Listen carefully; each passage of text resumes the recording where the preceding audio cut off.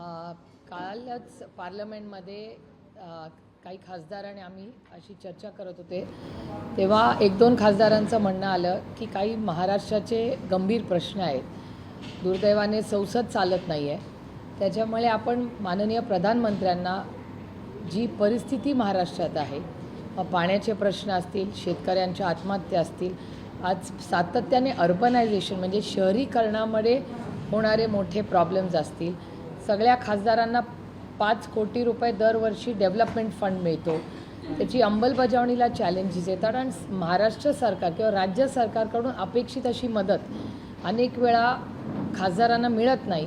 अशा काही प्रश्न आहेत जे विकासाच्याच चौकटीतले आहेत सगळे. त्याच्यामुळे असं आमचं सगळ्यांचं बोलणं झालं की आपण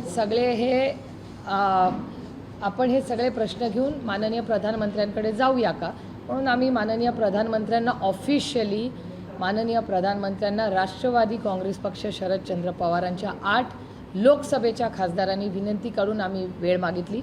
माननीय प्रधानमंत्र्यांनी आम्ही 8 खासदारांना सोमवारी पार्लमेंटच्या त्यांच्या ऑफिसमध्ये वेळ दिलेली आहे. 11 वाजता राष्ट्रवादी काँग्रेस पार्टी शरदचंद्र पवार यांच्या 8 खासदार माननीय प्रधानमंत्र्यांना महाराष्ट्राच्या प्रश्नांसाठी आम्ही भेटणार आहोत. नाही, त्यांच्या खासदारांना नाश्त्याला बोलवलं होतं, आम्हाला काही नाश्त्याला नाही बोलवलं. आम्ही वेळ मागून देशाचे ते प्रधानमंत्री आहेत, ते पक्षाचे प्रधानमंत्री नाहीत, देशाचे प्रधानमंत्री. देशाच्या प्रधानमंत्र्यांनी पार्लमेंटमध्ये यांनी एक नवीन सिस्टम लावलेली आहे, तिथून त्यांना कुठून तरी फोन येतो आहे, तो जरा बघा कुणाचा आहे, महत्त्वाचा असू शकतो. तर प्रधानमंत्री खासदारांना रेग्युलरली भेटतात, सगळ्या पक्षाच्या खासदारांना. पार्लमेंटमध्ये आम्ही रोज निवडून गेल्यावर आमच्या सगळ्याच पक्षाच्या लोक तिथे मंत्री आहेत, आम्ही सगळ्यांना जाऊन भेटतो ना विकास कामासाठी.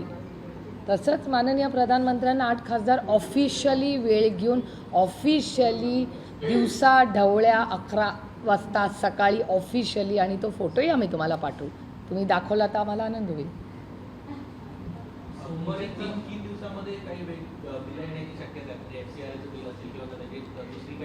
अशी चर्चा मी नाही 2-3 महत्त्वाच्या घटना पार्लमेंटमध्ये घडल्यात. मला आनंद वाटतो तुम्ही हा प्रश्न विचारला आहे. म्हणजे खूप दिल्लीत चर्चा आहे की FCRAचं बिल येईल का, असे अनेक चर्चा येत आहेत. आमचा FCRAच्या बिलला आत्ता ज्या फॉर्ममध्ये आहे, आज मी रिपीट करते, प्लीज मिसकम्युनिकेशन नसावं म्हणून मी रिपीट करते की FCRAचं जे बिल आहे ते आत्ताच्या ज्या फॉर्ममध्ये आहे त्याला राष्ट्रवादी काँग्रेस पक्ष शरदचंद्र पवारांचा विरोध आहे. म्हणून माझी विनम्रपणे विनंती आहे भारत सरकारला की घाई करू नका. हे बिल जर त्यांची इच्छा असेल तर आम्ही विरोध करू, पण त्याच्यातून शेवटी बिलं आली की त्याच्यावर चर्चा झाली पाहिजे, ही मागणी आहे आमची. त्याच्यामुळे जर सरकार आमच्यापर्यंत चर्चेला बसलं आणि हे जर जॉईंट पार्लमेंटरी कमिटीला पाठवलं तर राष्ट्रवादी काँग्रेस पक्ष शरदचंद्र पवार आमची चर्चा करायला तयारी आहे. एका सशक्त लोकशाहीमध्ये फक्त विरोध करून चालत नाही, चर्चाही करावी लागते. त्याच्यामुळे माझी विनंती आहे भारत सरकारला आणि पार्लमेंटरी अफेअर्स मिनिस्टरला की FCRA बिल हे परत तरी घ्या. परत घेणं तुम्हाला मान्य नसेल तर जॉईंट पार्लमेंटरी कमिटीला ते द्यावं अशी आमची मागणी आहे. आणि ही मागणी ही फक्त मी FCRA बिल जॉईंट पार्लमेंटरी कमिटीला जावं ही माझी तेवढीच मागणी नाही आहे. जेव्हा चर्चा झाली जंतर मंतर आणि नीटबद्दल, तेव्हाही मी मागणी भारत सरकारला केली होती की तुम्ही ह्याच्या सगळ्यावर SIT बसवा आणि SIT बसवून नक्की काय झालं हे भारत सरकार नुसतं नाही पण प्रत्येक भारतीयाला कळलं पाहिजे की पेलेट गनमध्ये अटॅक कसा झाला, कोणी केला. पार्लमेंटमध्ये मी स्वतः बसले होते, तेव्हा टेअर गॅसचे आवाज येत होते, पार्लमेंटचे दरवाजे बंद झाले. तर हे कसं झालं, त्याच्यामुळे पारदर्शक SIT ही त्या सगळ्या जंतर मंतर आणि त्या सगळ्यावर बसावी आणि FCRA बिल याची जॉईंट पार्लमेंटरी कमिटी त्यांनी करावी, चर्चा होऊ दे, सगळ्या पार्टींकडून करा आणि मग एकमताने आपल्याला मार्ग काढता येईल. जर भारत सरकार मार्ग काढायच्या मूडमध्ये असेल तर. नाही, FCRA बिल हे फॉरेन फंडिंगबद्दल, ज्या NGOजला फॉरेन फंडिंग येतं त्याच्यामध्ये अनेक नवीन प्रश्न भारत सरकारने मांडलेत. आमचं म्हणणं आहे की ठीक आहे, जर त्याच्यात ड्रग मनी असेल, त्याच्यात काही चुकीचे पैसे कुठलेही असतील, मग म्हणजे ड्रगचे पैसे असू शकतात किंवा टेररिस्ट मनी असेल, ज्याला आपण डर्टी मनी म्हणतो साधारणपणे, ते असतील तर अर्थातच तुम्ही ॲक्शन घ्या. पण जर एखादा फॉरेन फंड तुमच्या आणि आमच्या देशातल्या गरीब कष्ट करणाऱ्या मुलांना, समजा पोलिओचे इंजेक्शन्स देत असेल, मेड इन इंडिया इंजेक्शन बाहेरून येत नाही, भारत सरकार आपल्या सिरम इन्स्टिट्यूटमध्ये ते बनतं, त्याला जर US एड येत असेल किंवा NGO पैसे देत असेल किंवा गेट्स फाउंडेशन देत असेल तर काय प्रॉब्लेम आहे मला सांगा. हे औषधांसाठीच येत आहे, शिक्षणासाठी येत आहे. शिक्षणाचं धोरण तर भारत सरकारच ठरवतं आहे ना, हे येऊन काही वेगळं शिकवत नाही आहे. त्याच्यामुळे FCRA बिल हे फॉरेन फंडिंगकडे प्रत्येक निधी जो येतो आणि तो अनेक वर्ष येतो आहे. मदर टेरेसांच्या जी संस्था आहे त्यालाही पैसे येतात, जगातून लोक पाठवतात.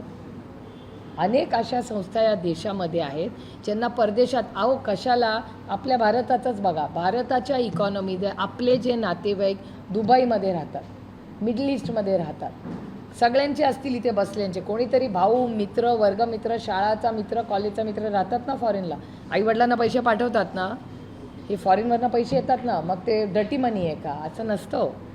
सगळ्याकडे वाईट नजरेने का आपण बघावं? त्या जगामध्ये चांगले काम करतात, गेट्स फाउंडेशन आहे, चांगलं काम करतात ना, अनेक वर्ष करतात, US एड करतं, अनेक वर्ष चांगलं काम करत आहे ना. त्यामुळे माझी विनंती आहे भारत सरकारला की FCRA बिल आमच्यावर लादू नका. आत्ताच्या फॉर्मॅटमध्ये लादलं तर आमची लढाई होणार. त्याच्यामुळे आम्ही चर्चेला तयार आहोत.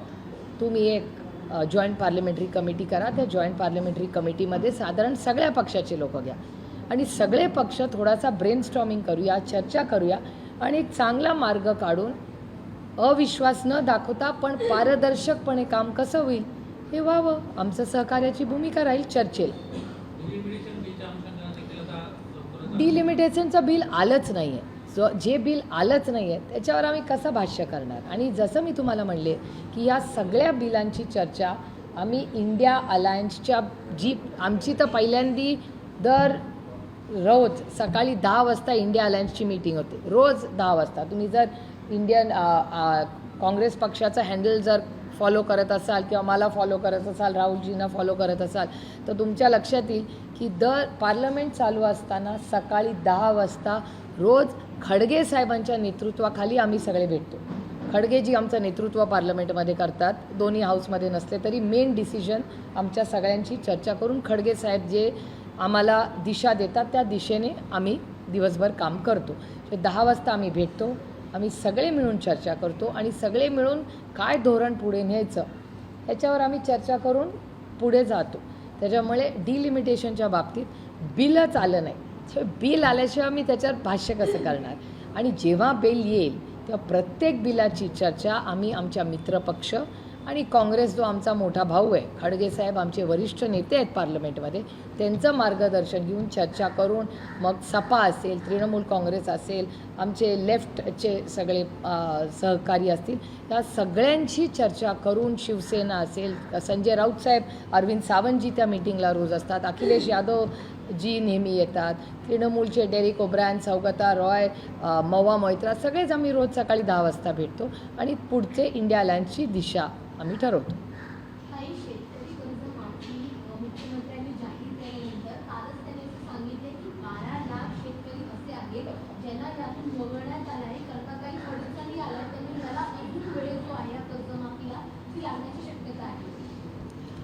मला कर्जमाफीबद्दल खरंच म्हणजे काय बोलावं, इतका असंवेदनशीलपणा मी कधीच पाहिला नाही. आणि तुम्ही बघा, शेतकऱ्यांची कर्जमाफी करताना नियम कायदे आणि लाडकी बहीण योजना जेव्हा सुरू झाली त्याचं टायमिंग, हे दुर्दैव आहे की या सरकारचं सगळं काम हे इलेक्शन सेंट्रिक असतं.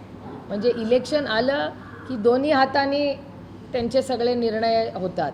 इलेक्शन निवडून आले ते आणि सत्तेत बसले की दोन्ही हात एकदम टाईट धरून त्यांचं काम चाललेलं असतं. का शेतकरी त्याच्यात बसत नाहीत मला सांगा.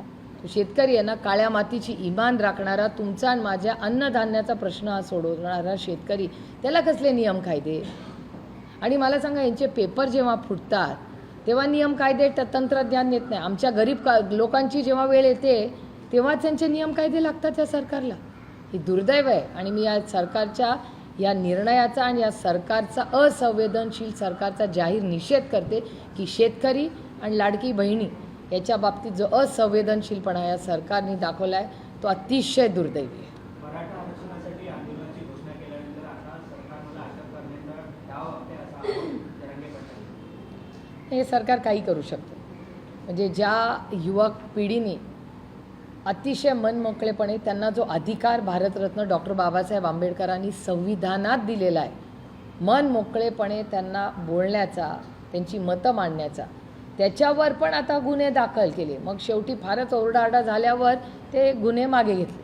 अनेक राज्य तशी आहेत. आणि या जेनझीनी, म्हणजे मला कधी कधी वाटतं की ते काँग्रेस पक्ष ही सुरुवात केली होती ना, जेव्हा इंग्रज आपल्यावर राज्य करत होते, तेव्हा चले जाओ अशी चले जाओची घोषणा देतील का काही पोरं लवकरच, असं मला वाटायला लागले. सगळी जी मुलं आहेत ही सुशिक्षित आहेत आणि त्यांना काय आईसचा प्रॉब्लेम नाही, ना इन्कम टॅक्स, ना CBI, ना ED, ना त्यांना कॉन्ट्रॅक्ट्स पाहिजे. त्यामुळे ते कुठलेच प्रॉब्लेम त्यांना नसल्यामुळे ते मन मोकळेपणे जे खरं आहे. आणि मी परमपूज्य सरसंचालक जी मोहन भागवतजींचे आभार मानते की त्यांनी तर सर्टिफिकेटच दिलं की ही नवीन पिढी किती इमानदार आहे. त्याचं मी स्वागत करते. ते थोडंसं भारतीय जनता पक्षाने ऐकलं त्यांचं तर मलाही समाधान वाटेल. शिवसेनेच्या बद्दलची केस चालू असताना पंतप्रधान जेव्हा शिवसेनेच्या खासदारांच्या सोबत ब्रेकफास्टला भेटतात आणि आम्ही तुमच्या सोबत आहोत वगैरे अशा प्रकारच्या बातम्या येतात, तर तुम्हाला हे कितपत योग्य वाटतं की एखादी केस चालू असताना PM त्यांना भेटणं, त्याचं काही त्याच्यावर? नाही, मी तुम्हाला खरं सांगू का, ह्या केसबद्दल म्हणजे शिवसेना आणि आम्ही एकत्रच भोगले. त्यांची केस आमच्यापेक्षा थोडीशी वेगळी असली तरी अनेक वेळा आम्ही त्या केसेस क्लब करतो. आणि उद्धवजींच्या केसमध्ये तर म्हणजे मला हास्यास्पद वाटतं हे की म्हणजे काय करावं असं वाटतंय. कारण उद्धवजींच्या केसमध्ये शिवसेना आणि धनुष्यबाण हा उद्धवजींचाच आहे. याचं कारण असं की त्या पक्षाची स्थापना कोणी केली तर आदरणीय बाळासाहेब ठाकरेंनी केली. बाळासाहेब हयात असताना बाळासाहेबांनी त्या पक्षाची जबाबदारी ही उद्धवजींनाच दिली. हे बाळासाहेब हयात असतानाचा निर्णय. तो पक्ष स्थापन कोणी केला? बाळासाहेबांनी केला. हयात असताना माझा उत्तराधिकारी उद्धवजी असतील हे त्यांनी सांगितलेलं असताना तुम्ही भलत्याला दुसऱ्या लोकांना पक्ष देता, हा कुठला न्याय मला सांगा. आता पक्षावर आहे, उद्या तुमच्या घरावर येईल. तुमच्या वडिलांनी वडोपार्ली जी घर तुमचं असेल तिथे येऊन मी क्लेम करीन की तुमच्या वडिलांनी तुम्हाला दिले हो पण हरकत नाही ते माझं आहे. ऐसा कैसा चलेगा? हा देश आत्ता तरी काही लोकांच्या मनमर्जीनी चाललं आहे, ऐसा नाही चलेगा. हा फक्त आणि फक्त संविधानानेच चालला पाहिजे. आम्ही कोर्टात ताकदीने, आजही माझी तरी लढाई चालली, कारण का आदरणीय पवारसाहेबच त्या पक्षाचे अध्यक्ष आहेत. त्यांच्यावर अन्याय झालेला आहे का? तर हो झालेला आहे. चुकीच्या पद्धतीने आम्हाला तारीखच लागत नाही. आम्ही किती दिवस तारीख मागतोय, का नाही मिळत आम्हाला तारीख मला सांगा. आणि कागदपत्र तर आमच्या आणि शिवसेनेच्या केसमध्ये एकच आहे की पक्ष कुणाकडे, MLA कुणाकडे आहेत ते आमच्या संविधानात नाही. पक्षाचं एक संविधान असतं ना, त्या कॉन्स्टिट्यूशनमध्ये आमच्या पक्षामध्ये ज्यांच्याकडे पक्ष सगळे अध्यक्ष तो पक्ष चालवणार. आमदार खासदारांचं काय मत आहे ते त्यामध्ये घेता येत नाही. आणि तुमच्याच चॅनलवर परवा एक बातमी मी पाहिली, ती मला माहिती नाही, मी तुमच्या चॅनलवरनं वर्तमानपत्रात वाचली की अनेक पक्षांमध्ये चुकीच्या पद्धतीने निर्णय घेतले जातात किंवा सिस्टम फॉलो केली नाही. आणि कधी नव्हे ते इलेक्शन कमिशन प्रश्न विचारतो, हे तर मला धक्काच बसला की इलेक्शन कमिशननी नोटीस पाठवली, ती रुटीनमधून गेली, चुकून गेली, कशी गेली भगवान जाणे, मला नाही माहिती. पण मला गंमत वाटली की सत्तेत असलेल्या लोकांना इलेक्शन कमिशन नोटीस पाठवत आहे, तर कमाल ही हो गया. आम्हाला सवय झाली हो, आम्ही कितीही खरं बोललं तरी अन्याय आमच्यावरच होतो, ॲक्शन आमच्यावरच होते. आता याची सवय झाली, कारण का विरोधी पक्षामध्ये राहायचं आणि खरं बोललं तर या देतात शिक्षा होते. आणि तुम्ही जर कॉम्प्रोमाइज्ड असाल तर तुम्हाला काही पदरात तुमच्या पडू शकते. हे दुर्दैव आहे, मला बोलावं लागतं आहे असं. पण असं हे कुठल्याही एका सशक्त लोकशाहीसाठी हे योग्य नाही. आणि ह्याला लाँग टर्म ह्याच्यात प्रॉब्लेम्स होऊ शकतात. म्हणजे आपण काय आत्ता 2 वर्ष 5 वर्षाचा विचार करत नाही ना. तुम्ही जेव्हा एखादं कृती करता त्याला लेगसी इश्यूज पण असतात. आज हे सत्तेत आहे, तुझा दुसरा कोणीतरी येऊन हे करेल. हे कुठल्याही देशासाठी या आत्ता ज्या गोष्टी होत आहेत त्या योग्य नाही आणि एखाद्या ग्रोथसाठी पोषक. सुनेत्रा पवारांना गोंगी काँग्रेसनं म्हटलं जोरदार आंदोलन राज्यामध्ये पाहायला मिळालं. अशा वेळी संजय काकडे यांना एक पत्रकार परिषद घेतली. ते तर म्हणाले पवार साहेबांना काँग्रेसची साथ सोडली पाहिजे. आज सुनेवर आलं, सुनेत्रा मुलीच्या बाबतीत देखील जर काँग्रेसचं काही बोललं. एकतर संजय काकडेंचं स्टेटमेंट मी ऐकलेलं नाही आणि वाचलेलं नाही, त्याच्यामुळे मला त्याच्याबद्दल काय माहिती नाही. सुनेत्रा पवारांबद्दल मी सांगू शकते की सुनेत्रा वहिनींबद्दल एक स्टेटमेंट काँग्रेसने केलं ते अयोग्यच होतं. मी स्वतः काँग्रेसच्या लीडरशिपशी बोलले आणि मी काँग्रेस लीडरशिपचे जाहीर आभार मानते. त्याचं कारण असं की मी काँग्रेसच्या लीडरशिपशी बोलल्यानंतर अर्ध्या तासातच काँग्रेसनी त्यांचा स्टँड क्लिअर केला आणि हे स्थानिक सोशल मीडियाची त्यांची कोण टीम आहे स्थानिक महाराष्ट्रातली त्यांच्याकडून झालेलं आहे. हे राष्ट्रीय काँग्रेस पक्षाचं मत नाही, हे पूर्णपणे देशाच्या काँग्रेसच्या लीडरशिपनी क्लिअर केलेलं आहे. त्याच्यामुळे मला असं वाटतं महाराष्ट्रातली काँग्रेस आणि देशाची काँग्रेस ह्याच्यामध्ये वेगळी मतं आहेत आणि केंद्रातल्या काँग्रेस पक्षाने स्पष्ट भूमिका केली की कुठल्याही महिलेबद्दल कशाला आपण कुठल्याही व्यक्तीबद्दल असं का बोलावं. टीका करायला मराठी भाषामध्ये खूप ताकद आहे.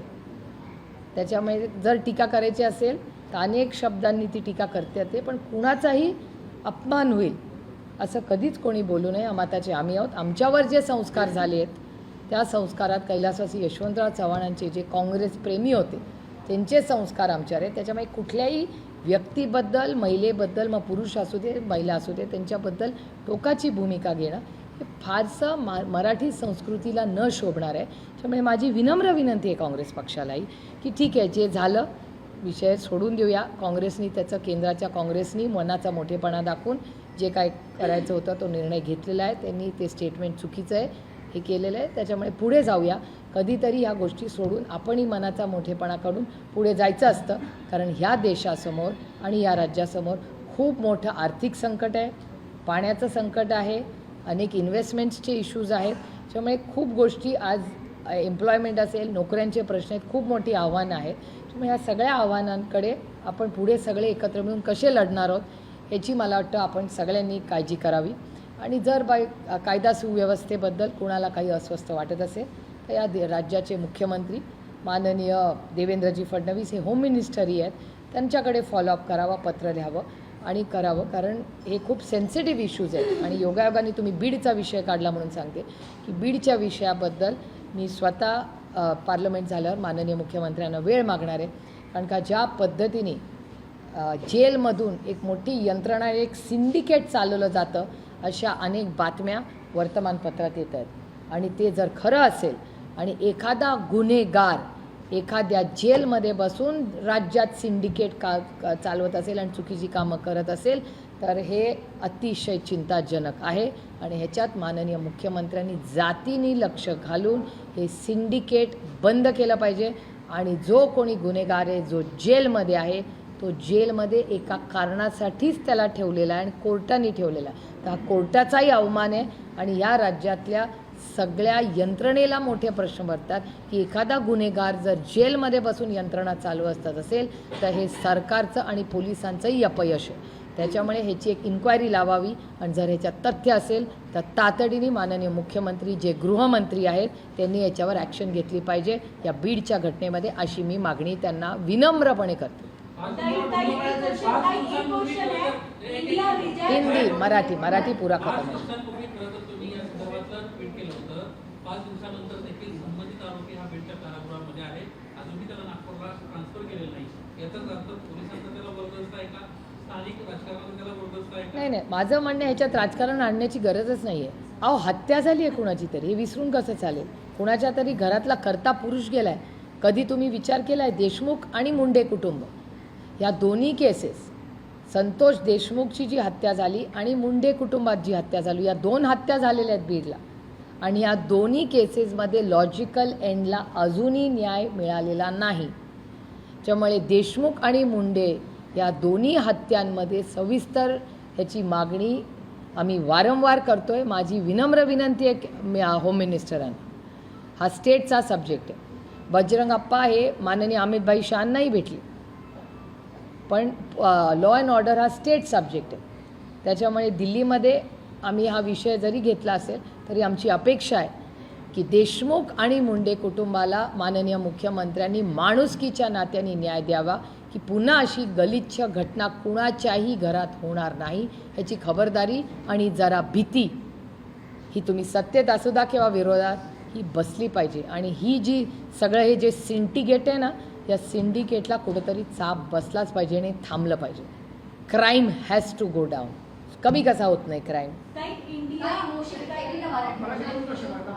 मोशी कचरा डेपोमध्ये ज्या 9 जणांचा मृत्यू झाला कर्मचाऱ्यांचा, ती इमारत सुद्धा इलिगल होती. ती इमारत तिथे कशी उभी राहिली हा एक प्रश्न उपस्थित होतो. दुसरी गोष्ट म्हणजे त्या नातेवाईकांचा, मृत लोकांच्या नातेवाईकांचा आरोप आहे की त्यांना अजून आर्थिक मदत जी आहे ती मिळाली नाहीये. प्रशासनाकडनं आणि राज्य सरकारकडनं तिकडचे फक्त जे कर्मचारी प्रशासन अधिकारी होते त्यांना निलंबित केले.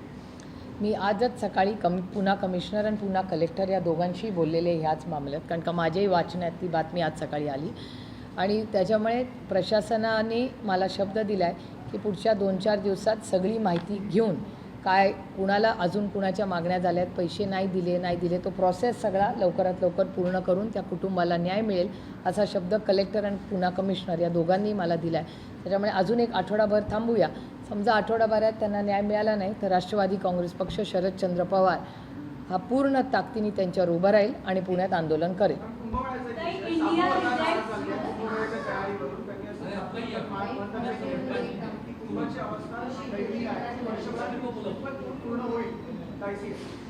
हे खूप धक्कादायक आहे. खरं तर मी राज ठाकरेंचाही प्रेस कॉन्फरन्स पाहिली आणि ते जे खड्डे आहेत, मीही एक महिना 1.5 महिन्यापूर्वी नाशिकला गेले होते पक्षाच्या काही कामासाठी.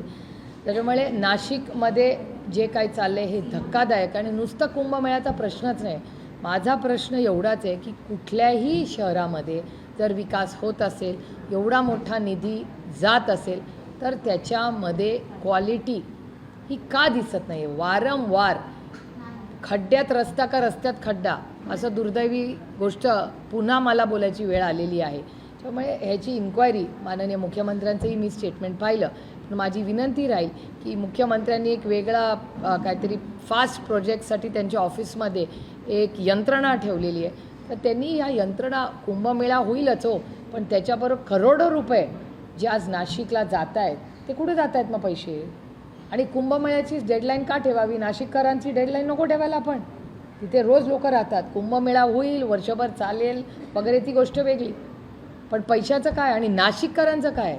सगळं तुम्ही फक्त कुंभला का क्रिएट करता? आज जगतोय ना नाशिककर, आणि किती लोक गमावलेत आपण, किती लोकांची हत्या आहे मला विचाराल तर या खड्ड्यांमुळे झाले.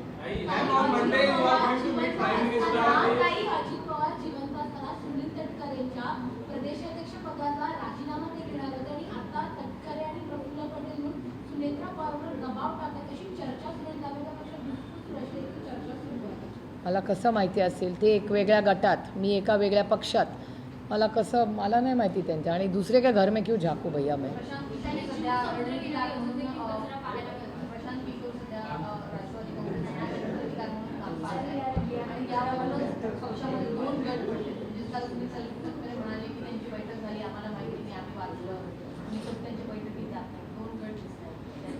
मला खरं माहिती नाही. एक मी सांगेन, मी प्रशांत किशोरांचे आणि माझे अतिशय जिव्हाळ्याचे मैत्रीचे संबंध गेले 10-15 वर्षाचे आहेत. प्रशांत किशोर हे माझे चांगले व्यक्तिगत फ्रेंड आहेत आणि मी अनेक वर्ष त्यांचं काम फार जवळून पाहिले आहे. आमची मैत्रीही आहे आणि मी ती मैत्री कधी लपवलेली नाही. आणि कसं आहे, ते एक वेगळं प्रोफेशनल काम करतात आणि कुणाबरोबर त्यांनी काम करावं नाही करावं हा त्यांचा अंतर्गत प्रश्न आहे. राष्ट्रवादी काँग्रेस पक्ष अजित पवार त्या गटाला प्रशांत किशोरांना घ्यायचं आहे नाही घ्यायचं हा त्यांचा अंतर्गत प्रश्न आहे. पण प्रशांत किशोर हे कष्टाळू आहेत. अनेक वर्ष त्यांनी अनेक पक्षांबरोबर काम केले आहे. आत्ता अतिशय म्हणजे खूप मोठं युद्ध ते जिंकून आलेले आहेत बिहारमध्ये. एवढी मोठी यंत्रणा आणि भारतीय जनता पक्षाचे अध्यक्षांचा मतदारसंघ म्हणजे भारतीय जनता पक्षाच्या अध्यक्षाच्या स्वतःच्या मतदारसंघात नुसतं निवडून आले नाहीत, त्यांच्या भारतीय जनता पक्षाच्या अध्यक्षाच्या स्वतःचा बूथ पण मायनस आहे असं तुमच्या वर्तमानपत्रात आणि डेटा सांगतो.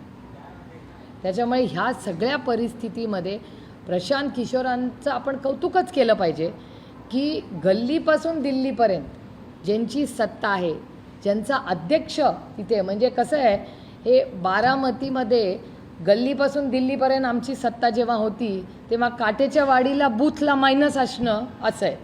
तसं जर झालं असतं तर मग आम्ही घरीच गेलो असतो. मी तरी म्हणजे जर काटेच्या वाडीला मी मायनस व्हायला लागले, जर आमची गल्ली टू दिल्ली सरकार आहे म्हणजे काहीतरी मेजरली माझं चुकतं आहे ना. मी तर सोडूनच दिलं असतं सगळं. असं एवढं वाईट भयानक झालं असतं.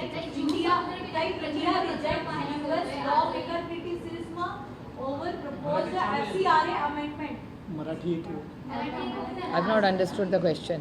जीव समुद्रकिनारी आज त्यांनी पत्र पाहायला मिळाले. महापौरांनी अजूनही भेट दिलेली नाहीये. पाहणी त्यांना रोज सांगायचं नाही. अजूनही पाहणी झाली. मी मागच्या आठवड्यात मुंबईला आले होते ना, मागच्या शनिवारी का रविवारी मी या प्रश्नाचं उत्तर दिलं आहे. त्याला एक आठवडा उलटला आहे आणि काही झालेलं नाही जीवला. बिचाऱ्या राणेसाहेबांच्या घराच्या बाहेर केवढा कचरा आहे जरा बघा. एवढे सिनियर नेते राज्याचे त्यांच्या घराचे आणि सगळे जुहूवाले सगळे जुहूचे रहिवासी बिचारे सगळे बाहेर लांबून लांबून लोक जुहू बीच बघायला येतात. त्यामुळे पूर्णपणे या यंत्रणेचं अपयश आहे. इतके वर्ष आम्हाला नावं ठेवून आता त्यांचं काम मग आम्ही बरे होतो ना. आमच्या वेळेस तरी जुहू बीच एवढा घाणेरडा नव्हता. पवार साहेब no Lok Sabha not mister Pawar. India rejects US lawmaker criticism on proposed FCRA amendment. What's your stand? What's your party's stand? No, our party is very clear. We are in the present form. We disagree with and we reject and disagree the present form of the FCRA bill. We are requesting the government to withdraw it, and if the government wants to have a dialogue with us about any bill, government should form a joint parliamentary committee. We can discuss it and then we can go forward. US Senate passes a bill for 100% tariff on India and China over Russian oil purchase. What do you say? We are completely shocked and disappointed. This is complete mismanagement. Tariff is something we've been going and talking about. We've been asking questions. Government has been totally silent on it. So we are in complete shock and we will ask questions on Monday in Parliament. Government will have to reply, not just to me, to the nation. देश को जवाब देना पड़ेगा. हर भारतीय पूछ रहा है कि tariff में क्या है. Because all our lives are today connected because India is no more an insulated economy anymore. If you want to be a global player, government is saying we are third and fourth or third in the world. You are not an insulated economy, so everything happens globally, affects India as well. And then what is our relationships with America? We had such a good relationship with America when Manmohan Singh ji was the Prime Minister. President Obama has called Prime Minister Manmohan Singh ji as one of the finest and the best and his own guru and the best economist in the world.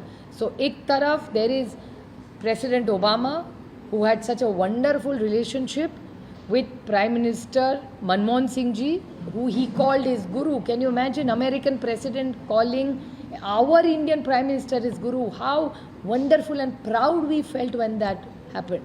And today that same India today is in a challenging relationship with America. So it's very, very unfortunate. And it's a complete failure of the government. Like Uddhav ji said that PM Modi doesn't have time to meet Gen Z, but he has time to meet traitors. What do you say? It's a he has, I mean, in a vibrant democracy, everybody has a right to say what they feel. So we have to respect Uddhavji's sentiments. Sir, you are going to, your party's MP is going to meet PM Modi on Monday. What is the issue? Officially last week, NCP SPs, 8 Lok Sabha MPs have requested the Honorable Prime Minister for time. Unfortunately, House has not been functioning in the last 3 weeks. All the challenges and the issues we see in our constituencies, in our state and in our country, we have not been able to express them rightfully on the floor of the House. There are so many issues that we are very, very concerned about. Hence, the NCP SP, 8 MPs officially seeked time of the Honorable Prime Minister, and he's been very indulgent and kind, and he's given all 8 of us time on Monday in the Prime Minister's office in Parliament House at 11 a.m. Eknath Shinde प्रधानमंत्री जी से मिले, जिस पर उद्धव ठाकरे जी ने कहा कि court में सुनवाई शुरू है और ऐसे समय में दोनों की मुलाकात होना मतलब प्रधानमंत्री एक धमकीबद्ध संदेश किसी को देना चाहते हैं। आप इस मीटिंग को या मुलाकात को कैसे देखते हैं? देखिए, संदेश तो पहले भी हमें मिल चुका है, मिले या ना मिले। आपको याद होगा जिस तरह से हमारी पार्टी, चलो ठीक है, हमें तो अलग छोड़ दीजिए, आदरणीय पवार साहब तो एनसीपी के फाउंडर है ना, जिस तरह से कॉन्स्टिट्यूशन की धज्जियाँ उड़ाई गई हमारे और पवार साहब को पार्टी से निकाल दिया गया, ये शायद आप लोग भूल गए हैं लेकिन मैं नहीं भूली हूँ। जिस गलत तरीके से, गैर संविधानिक पद्धति से आदरणीय पवार साहब जो फाउंडर मेंबर है, कॉन्स्टिट्यूशन का पूरा चीर फाड़ के इन्होंने जिस तरह से गलत पद्धति से पवार साहब को निकाला था। हम तो इलेक्शन कमीशन में गए थे, हमको कहाँ न्याय मिला, उद्धव जी को क्या न्याय मिला? 8 सुनवाइयाँ हुई, इसलिए हम लोग सब कोर्ट में गए। और जो अन्याय उद्धव जी पे हुआ है आदरणीय पवार साहब, मैं मेरी बात ही नहीं कर रही हूँ, मेरी सिर्फ मांग है कि पार्टी आदरणीय पवार साहब की है, उनको हक से उनकी पार्टी उनको मिलनी चाहिए, उनके बाद उनको जो करना है उनकी मर्जी। What rightfully belongs to that person should be given to that person, उसका अधिकार है, हक है। आप ऐसे गलत तरीके से किसी का भी हक छीन नहीं सकते। आज उद्धव जी का और पवार साहब का हक छीना है, कल आपका छीन सकते, ये तो शुरुआत है। और आप सबको पता है, जो मैं पहले बहुत बार बोल चुकी हूँ, कि who is the founder of Shiv Sena is आदरणीय बाला साहब ठाकरे। और बाला साहब ठाकरे जब थे तो बाला साहब ने खुद उनका उत्तराधिकारी उद्धव जी को चुना था।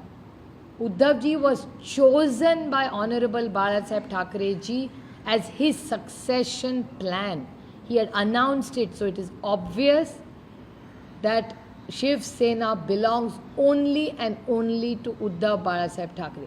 Then look at the dignity and the class which was shown by so many other people. Look at what Raj Thackeray ji did. He had a disagreement, he formed his own party. इस देश में खुद की party बना low आप. Many people have done it. They could have done it. अरे तृणमूल को भी तोड़ा, भी उन्होंने अलग गढ़ बना दिया.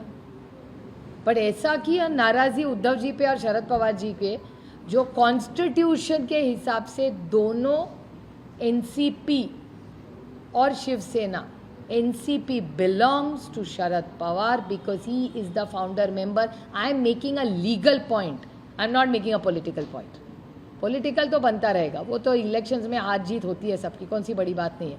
But legally Shiv Sena belongs, the party belongs to Uddhav Balasaheb Thackeray, and NCP founder member president illegally removed.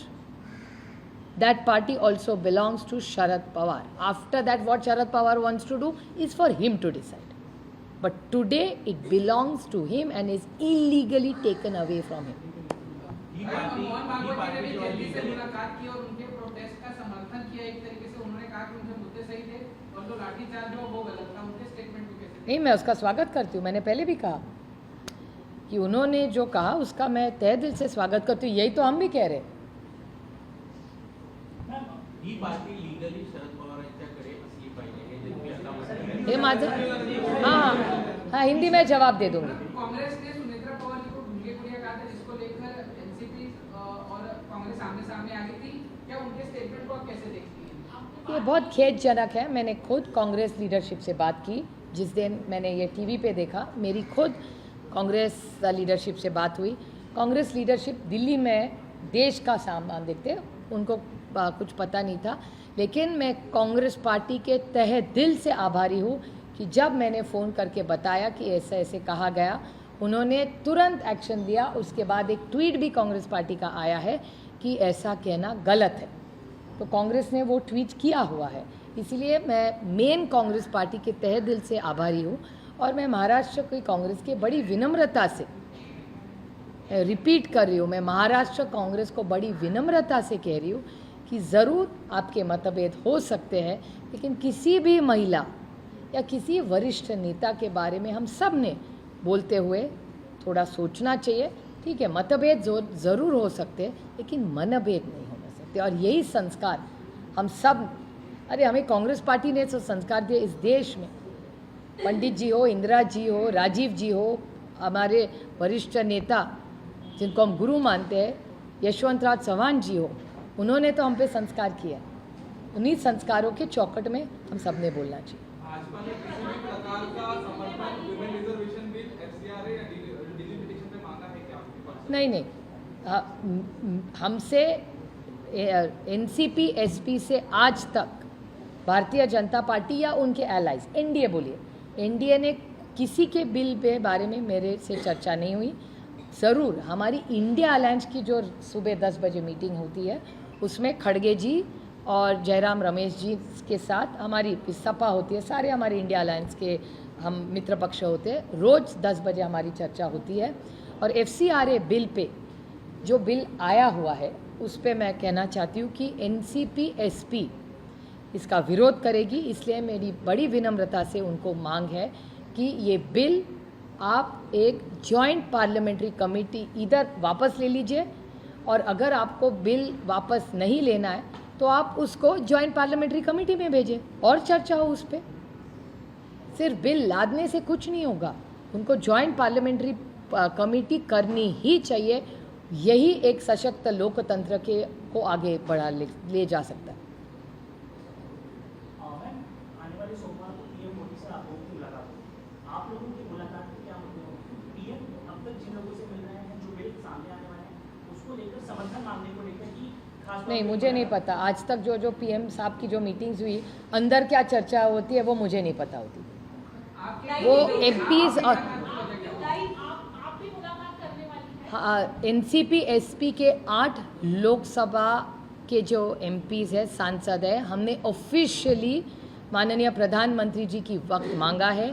11 बजे ऑफिशियली, सूरज जब ऊपर होगा तो दिन दहाड़े हम लोग ऑफिशियली उनको मिल रहे हैं। 8 लोगों को 11 बजे पार्लियामेंट बिल्डिंग में उनका जो पीएमओ है उसमें उनका, ये भी पीएम साहब का बड़ापन है कि उन्होंने हम 8 लोगों को तुरंत टाइम दे दिया है, क्योंकि 3 हफ्ते से हाउस नहीं चल रहा। बहुत सारे ऐसे प्रश्न हैं जो महाराष्ट्र की तरफ से हम बोलना चाहते हैं हाउस में, और उसका जवाब चाहते हैं, न्याय चाहते हैं। तो माननीय प्रधानमंत्री की तरफ, वो सिर्फ इंडिया के प्रधानमंत्री नहीं है, इस देश के प्रधानमंत्री है, तो इस देश के प्रधानमंत्री जी को मिलने एनसीपी एसपी के 8 लोग जा रहे हैं।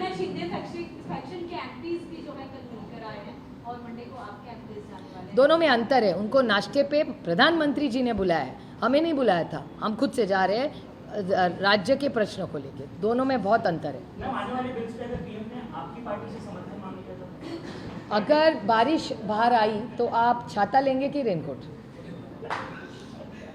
देश के प्रधानमंत्री को मिलने जा रही हूँ, मैं थोड़ा किंतु परंतु करूँगी भैया, ऐसा नहीं होता। ये बहुत जिम्मेदारी की काम होती है, और मेरे ख्याल से हम सब ने उस पोस्ट का, हमेशा एक प्रधानमंत्री है उसका, हमें उस पोस्ट के बारे में हमेशा आदर होना चाहिए। और हम सांसद उनको मिलने जा रहे हैं, वो अकाद पॉलिसी के लिए जा रहे हैं ना। आप लोग आजकल क्या हो गया है, कोई किसी से मिलता है तो वो गॉसिप हो गया है। दुर्भाग्य की बात है कि हमारे पॉलिसी मेकिंग को कोई सीरियस नहीं ले रहा है। बहुत बहुत दुर्भाग्य है, और मेरे जैसे सांसदों को बहुत दुख होता है। झारखंड में जेपीएससी पेपर लीक मामले को लेकर स्टूडेंट्स लगातार प्रोटेस्ट कर रहे हैं, लेकिन सरकार की ओर से कोई जवाब नहीं आ रहा है। नहीं, उसकी इंक्वायरी मैंने माननीय मुख्यमंत्री झारखंड का स्टेटमेंट आप ही के चैनल पे देखा था। उन्होंने कोई इंक्वायरी लगाई है ऐसे उन्होंने आपके चैनल पे कहा, लेकिन हम सब भी उसकी फॉलोअप कर रहे हैं। जो जंतर मंतर में दिल्ली में हुआ वो देश में कहीं ना हो। हमारे बच्चों ने पढ़ाई, उनके हंसने खेलने कूदने के दिन है, पढ़ाई करने के दिन है।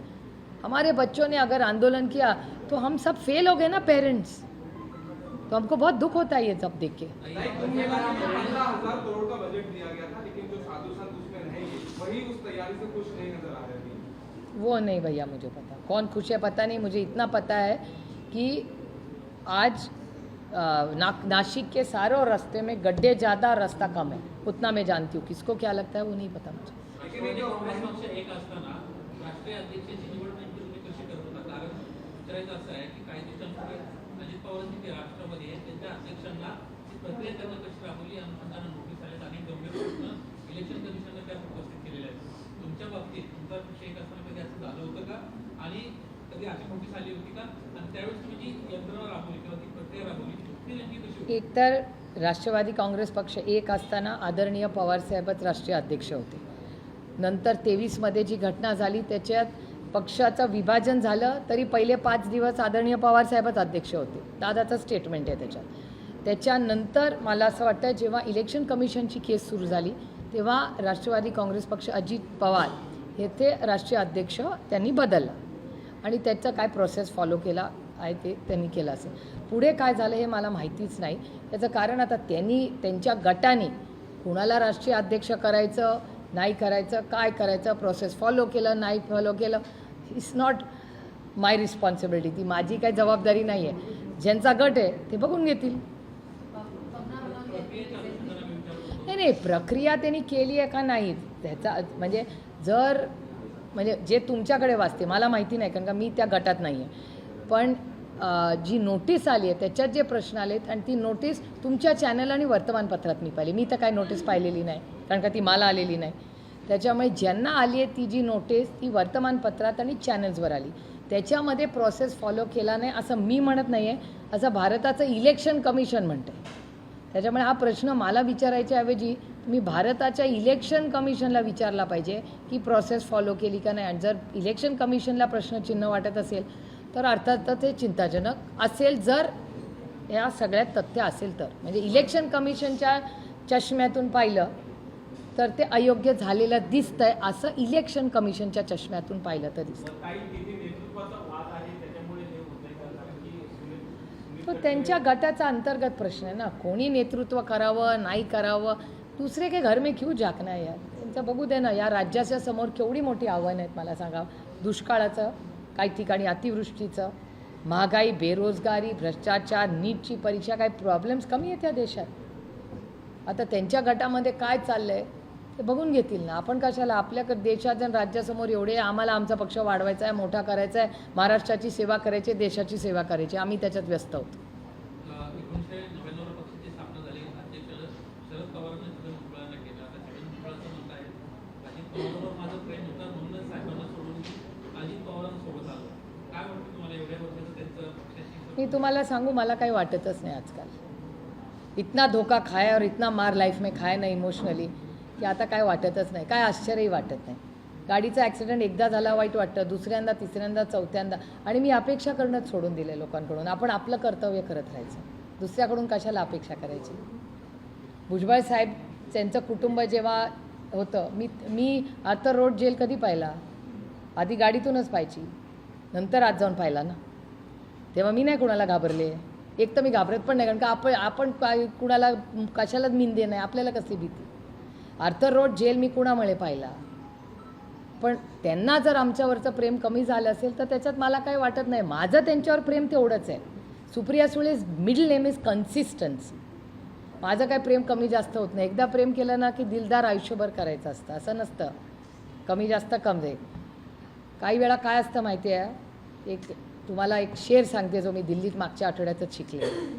कुछ तो मजबूरियाँ रही होंगी, यूं ही कोई बेवफा नहीं होगा. आता कुणाची काय मजबुरी आहे मला माहिती नाही.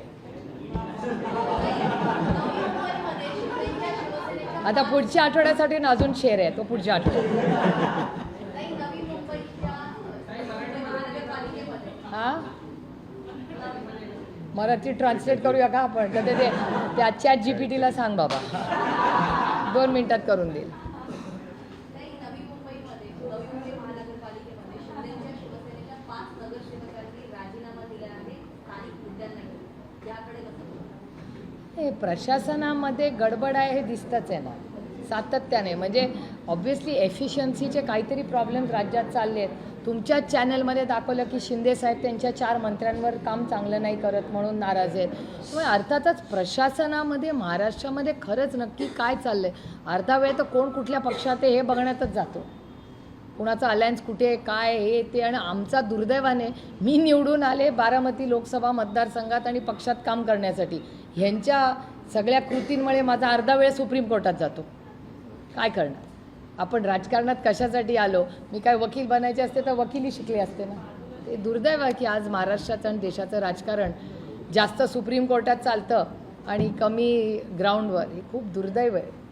ताई, शेवटचा प्रश्न. मुंबई लोकल ट्रेनमध्ये जे आहे ते आता ट्रॅव्हलिंग करणं म्हणजे महिलांना असं की पुरुषांना फार धोक्याचं झालं आहे. नवनवीन केसेस ज्या आहेत त्या समोर येत आहेत. लाईफलाईन मानली जाणारी मुंबई लोकल ट्रेन आता तेवढी सुरक्षित झाली आहे? हा लोकल ट्रेनचा विषय नाही, हा सगळीकडेच झालेला आहे. म्हणजे क्राईम हा महाराष्ट्रात वाढला आहे का तो हो. आणि मी खूप जड अंतःकरणाने हे म्हणते की सगळ्यात पुढे आमचं पुणे आहे. हे मी म्हणत नाही आहे, अमितभाई शानचा होम मिनिस्ट्रीचा केंद्र सरकारचा रिपोर्ट म्हणतो की देशात राज्यात सगळ्यात 1 नंबर क्राईम पुण्यामध्ये. तर क्राईम वाढतो आहे ही चिंताजनक आहे. त्याच्यानंतर बीडमधून एक मोठं सिंडिकेट चालतं, ही एक मोठी बातमी येते. म्हणजे सगळं जे नवीन कल्चर येतं आहे त्या वर्दीच्या बद्दल आम्हाला सार्थ अभिमान आहे. त्या वर्दीची भीतीच राहिली नाही हो. हे दुर्दैव आहे आणि अपयश आहे समाजाचं पण आणि सरकारचं. नाही, गृहमंत्र्यांनी याची नैतिक जबाबदारी घ्यावीच लागेल. संसदेचं पावसाळी अधिवेशन सध्या चालू आहे दिल्लीमध्ये. तुम्ही अनेक वेळा असता. अनेक वेळा नाही, मी रोज असते. अनेक 1,000 कोटी खर्च करून संसद नवी बनवली. आता साधं पोर्च नाही, त्यामुळे अनेक वेळा खासदार तुम्ही मला सांगताय अहो रोज एवढा पाऊस येतो. आम्ही आता गेट बदलून जायला लागलो. पोर्चच नाही आमच्या त्या नवीन बिल्डिंगमध्ये. त्याच्यामुळे आम्हाला असं लपून छपून साईडनी नाही तर देश विदेशातील प्रत्येक घडामोडींचे लाईव्ह अपडेट मिळवण्यासाठी आता साम टीव्हीच्या सर्व सोशल मीडिया प्लॅटफॉर्मला लाईक, फॉलो आणि सबस्क्राईब करा. तसंच सर्व नोटिफिकेशनसाठी बेल आयकॉन प्रेस करायला विसरू नका.